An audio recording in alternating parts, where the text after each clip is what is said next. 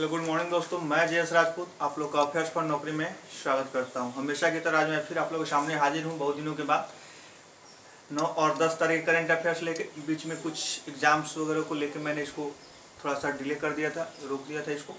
ठीक है, तो आज से फिर हम लोग कंटिन्यू पढ़ेंगे और आज नहीं तो कल से 2 सेशन मेरा होगा। अब एक बैंकिंग और इकोनॉमिक्स न्यूज़ पे आधारित जो आपको IBPS RRB मेंस के लिए होगा और SBI क्लर्क मेंस के लिए होगा। ठीक है, SBI क्लर्क का PT का तो रिजल्ट अभी आया नहीं है, बट जब भी रिजल्ट आएगा तो मेंस तो होना नहीं चाहिए। तो इन दोनों मेंस को लेके एक अलग से सेशन होगा जो जनवरी से लेके अभी तक के जितने बैंकिंग, इकोनॉमिक्स और फाइनेंस से रिलेटेड क्वेश्चंस बने हैं करंट अफेयर्स में, उसका सेशन होगा। और बाद में रिलेटेड 4 महीने का करंट अफेयर्स होगा। ठीक है, वो शाम में 8 बजे होगा। और अभी जो डेली अपडेट जो चलता है सुबह का 8 बजे, वो डेली चलते रहेगा। ठीक है, तो इसी के साथ हम लोग शुरू करते हैं आज के करंट अफेयर्स के बारे में। तो आज हम लोग फर्स्ट न्यूज डिस्कस करेंगे, मानसिक स्वास्थ्य पुनर्वास हेल्पलाइन।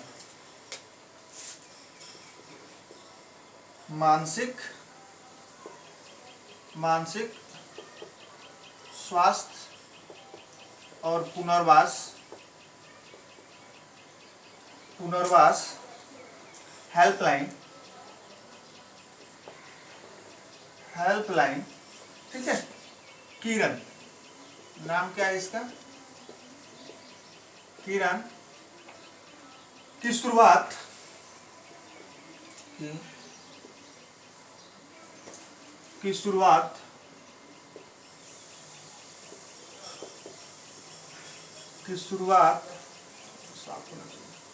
शुरुआत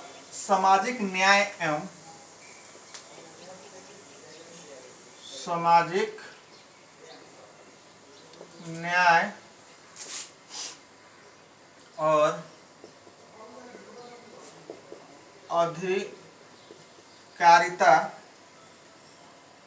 अधिकारिता मंत्रालय द्वारा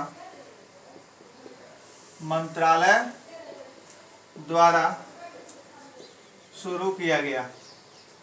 ठीक है, लेकिन इतना न्यूज में मात्र एक ही चीज इंपॉर्टेंट है, क्या कि वो मानसिक स्वास्थ्य पुनर्वास हेल्पलाइन कौन सा है, उसका नाम क्या है, तो उसका नाम है किरण। यह किसके द्वारा शुरू किया गया है, तो सामाजिक न्याय एवं अधिकारिता मंत्रालय द्वारा शुरू किया गया है। ठीक है, इसका मेन मोटो क्या है, कोविड-19 के चलते बहुत सारे कंपनी वगैरह बंद पड़े हुए हैं, बहुत सारे बिजनेस व्यवसाय बंद पड़े हुए हैं, तो इससे बहुत लोगों को हार्ट अटैक, ठीक है, हाई ब्लड प्रेशर, इस तरह की मैंने टेंशन वाली बातें हो रही हैं, जिसको ओवरकम करने के लिए यह शुरू किया गया है। क्या शुरू किया गया है, किरण। और इसके बाद किस मंत्रालय द्वारा शुरू किया गया है, तो सामाजिक न्याय एवं अधिकारिता मंत्रालय द्वारा इसको शुरू किया गया है।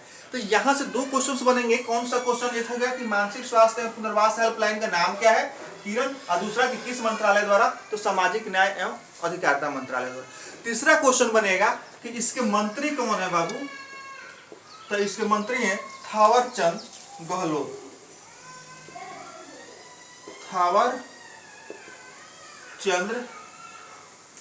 ठीक है, थावरचंद गहलोत। ठीक है, ये मंत्री हैं इसके। नेक्स्ट हम लोग बात करने वाले हैं, ऑस्ट्रेलिया सरकार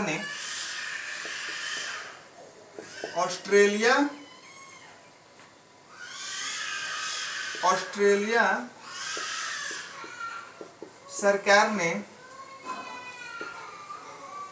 मैथ्यू हेडेन और लीला सिंह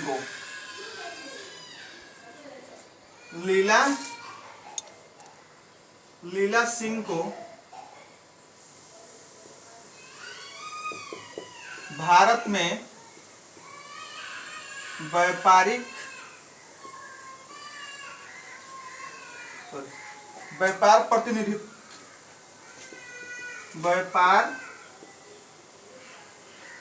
प्रतिनिधि नियुक्त किया है।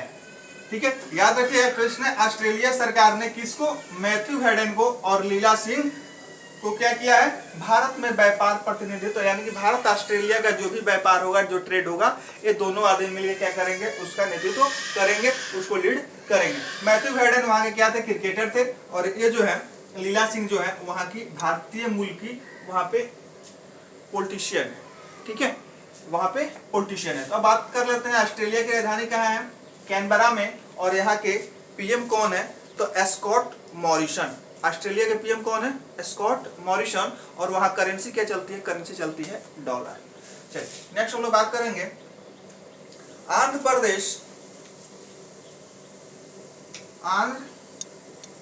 प्रदेश और लीफ LEAF इस संस्था का नाम है, ने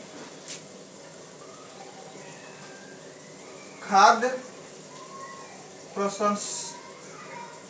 प्रसंस्करण के लिए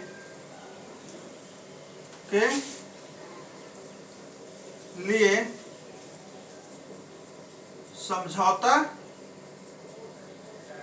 किया है, ठीक है। आंध्र प्रदेश और लीफ ने क्या किया, खाद्य प्रसंस्करण के लिए समझौता किया है।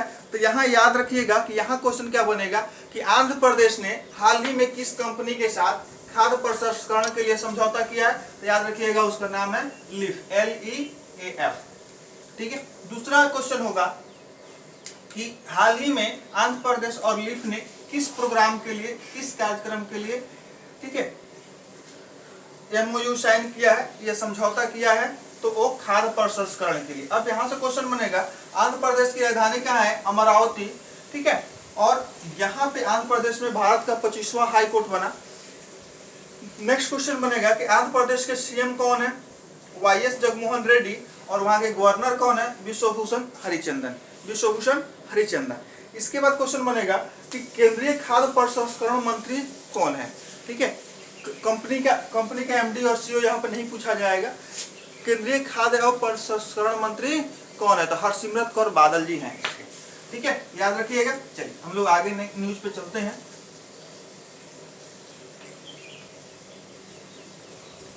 बहुत ही इंटरेस्टेड न्यूज है।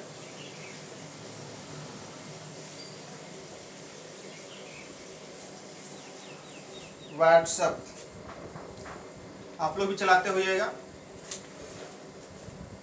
व्हाट्सएप ने छात्रों में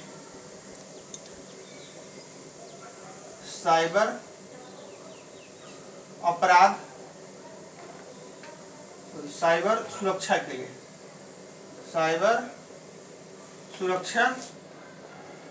के लिए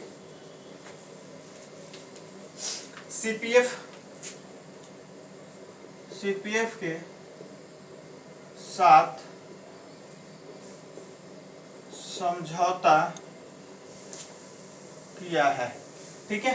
किसने, व्हाट्सएप ने छात्रों में, ठीक है, छात्रों में साइबर सुरक्षा, यानी कि छात्रों में टेक्नोलॉजी के प्रति जानकारी हो पाए, उनमें साइबर सुरक्षा यानी कोई साइबर अटैक उन पे ना हो पाए, ठीक है। बहुत सारे ऐप्स होते हैं जिसको आदमी डाउनलोड करता है और बहुत सारे इन्फॉर्मेशन उनमें शेयर हो जाते हैं, तो उस तरह की जानकारी, उस तरह क्या हो जाता है, हैक होने का संभावना ज़्यादा रहता है। तो यहाँ पे किसके साथ व्हाट्सएप ने समझौता किया है, तो CPF के साथ, ठीक है। व्हाट्सएप जो है फेसबुक ग्रुप का है, तो याद रखिएगा। तो अब यहाँ क्वेश्चन बनेगा कि CPF का फुल फॉर्म क्या होता है, तो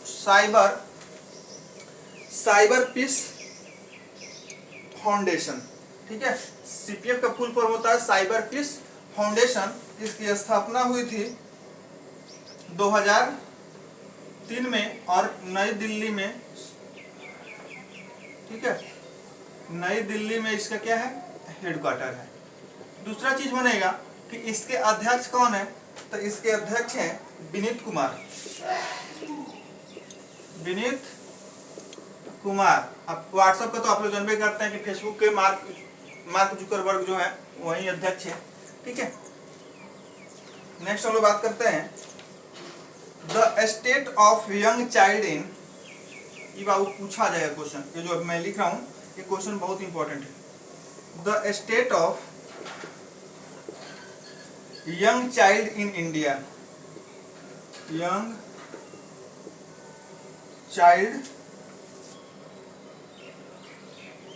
चाइल्ड इन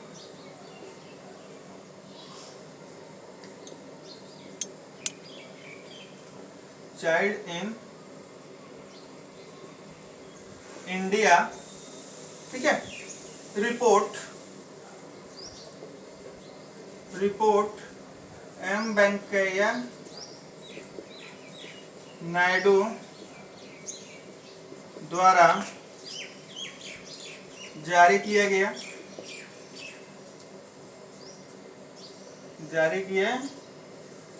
गया प्रथम, सर्वश्रेष्ठ प्रथम और सर्वश्रेष्ठ अंतिम, ठीक है। तो याद रखिएगा, एक नंबर में कौन है, तो एक नंबर में है केरल, दूसरा गोवा, तीसरा त्रिपुरा,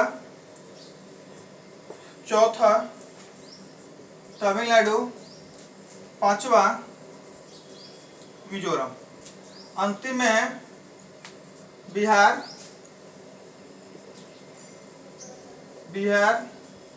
यूपी, झारखंड,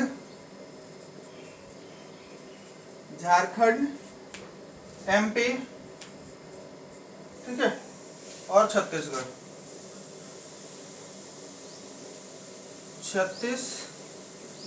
तो आपको याद क्या रखना है, यहाँ पे क्वेश्चन क्या बनेगा, the state of young child in India, the state of young child in India, ठीक है, किनके द्वारा विमोचित किया गया, किनके द्वारा शुरू जारी किया गया रिपोर्ट, तो यह एम वेंकैया नायडू द्वारा जारी किया गया। इसमें क्या है, बच्चों में न्यूट्रिशन, पढ़ाई की, इनकी बच्चों का कुपोषण वगैरह का शिकार कितना हो रहा है, कितना स्कूल जा रहे हैं, कितना स्कूल नहीं जा रहे हैं, इस सब से संबंधित यह रिपोर्ट जारी किया जाता है। कहाँ पे, तो यह भारत में जारी किया जाता है, ठीक है। दूसरा क्वेश्चन बनेगा कि इस रिपोर्ट के अनुसार प्रथम स्टेट कौन है, यानी कि सर्वश्रेष्ठ प्रदर्शन वाला राज्य कौन सा है, तो सर्वश्रेष्ठ प्रदर्शन वाला राज्य है केरल, दूसरा है गोवा, तीसरा है तमिलनाडु, तीसरा है त्रिपुरा। यहां से क्वेश्चन बनेगा कि इसमें से कौन से नॉर्थ ईस्ट के राज्य हैं, ठीक है, यानी कि the state of young child in India report में सर्वश्रेष्ठ प्रदर्शन करने वाले नॉर्थ ईस्ट यानी कि पूर्वोत्तर के कौन से राज्य हैं, तो त्रिपुरा और मिजोरम आपको याद रखना है। और पूरे भारत की जब बात की जाएगी तो गोवा और क्या, केरल और गोवा। और लास्ट की बात कर ली जाए तो सबसे लास्ट में हम लोग हैं बिहार, यानी कि नीतीश कुमार, यूपी जोगी जी, झारखंड शिबू सोरेन, ठीक है, सॉरी हेमंत सोरेन, और एमपी कौन, शिवराज सिंह चौहान, और छत्तीसगढ़ कौन, आपको भूपेश बघेल। सभी के स्टेट्स के हमने सीएम के भी नाम ले लिए। यहाँ केरल पी विजयन, गोवा प्रमोद सावंत, त्रिपुरा, ठीक है, तो ये आप लोग याद रखिएगा। चलिए आगे हम लोग बात करेंगे, तब तक आप लोग शेयर कर दीजिए।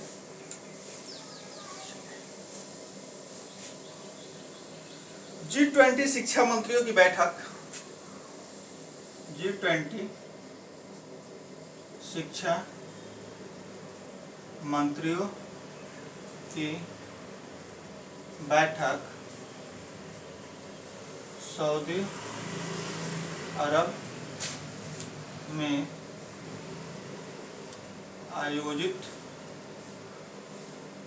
आयोजित की गई, ठीक है।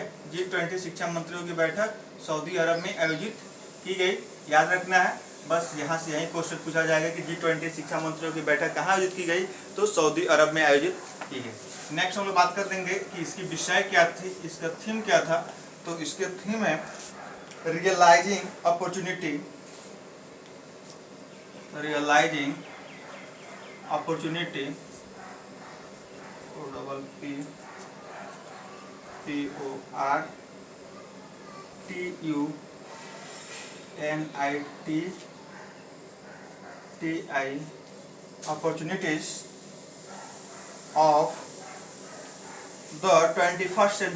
of the 21st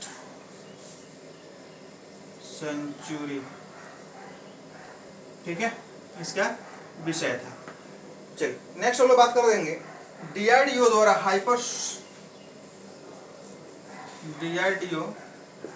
द्वारा हाइपर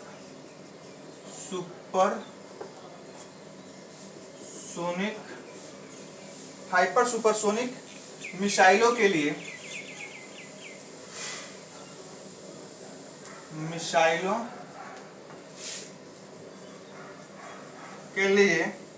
ठीक है, स्क्रैम जेट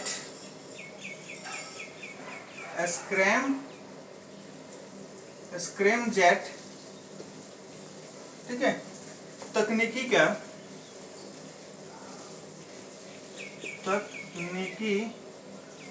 का सफल परीक्षण किया गया। ठीक है, डीआरडीओ द्वारा हाइपर सुपरसोनिक मिसाइलों के लिए, ठीक है, हाइपर सुपरसोनिक मिसाइल का परीक्षण हमेशा डीआरडीओ करता रहता है। इसके लिए स्क्रैम जेट तकनीकी का सफल परीक्षण किया गया। ठीक है, तो अब यहां से हम लोग बात करेंगे, और यह कहां से किया गया, तो उड़ीसा के चांदीपुर से किया गया, जिसको हम लोग अब अब्दुल कलाम द्वीप के नाम से जानते हैं। ठीक है, अब्दुल कलाम द्वीप के नाम से जानते हैं उड़ीसा के चांदीपुर को। ठीक है, यह किसके द्वारा किया गया, तो डीआरडीओ द्वारा किया गया। उसका नाम क्या है, स्क्रैम जेट। यानी कहने का मतलब कि हाइपर सुपरसोनिक मिसाइल को लॉन्च करने के लिए, इसको एक्टिव करने के लिए अब किसका प्रयोग किया जाएगा, तो स्क्रैम जेट का प्रयोग किया जाएगा।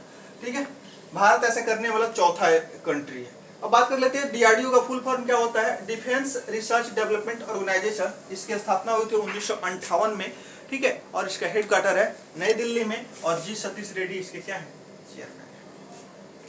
यह भारत के लिए क्या करता है, डिफेंस सेक्टर के लिए, रक्षा के लिए क्या करता है, तरह तरह के मिसाइल वगैरह, ठीक है, बनाते रहता है। इसका यही हम लोग आगे बात करेंगे। अंतर्राष्ट्रीय साक्षरता दिवस, अंतर्राष्ट्रीय साक्षरता दिवस यह 8 सितंबर को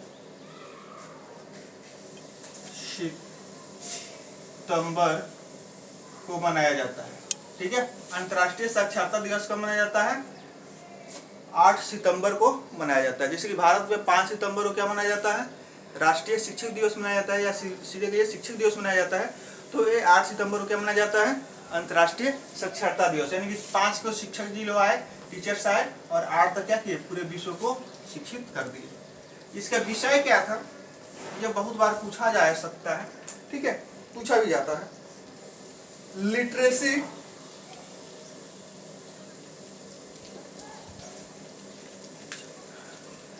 इसका विषय तब तक आप लोग सुनिए, तब तक हम देखते हैं इसको। Literacy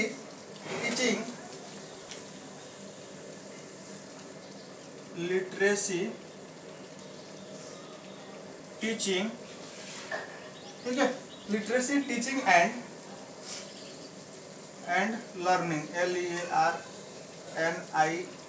learning, literacy teaching and learning in the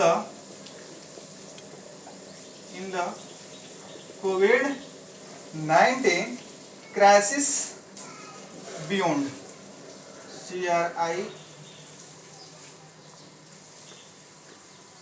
crisis beyond,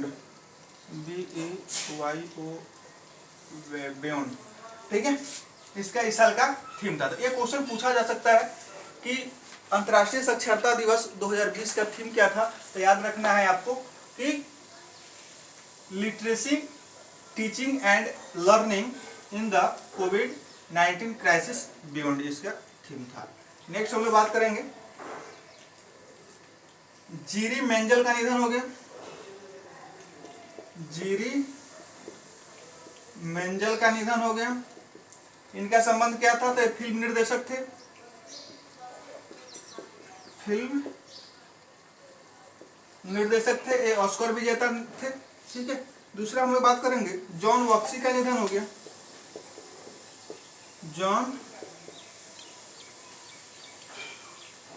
John Bakshi का निधन हो गया। इनका संबंध किससे था? ये भी फिल्म निर्देशक थे,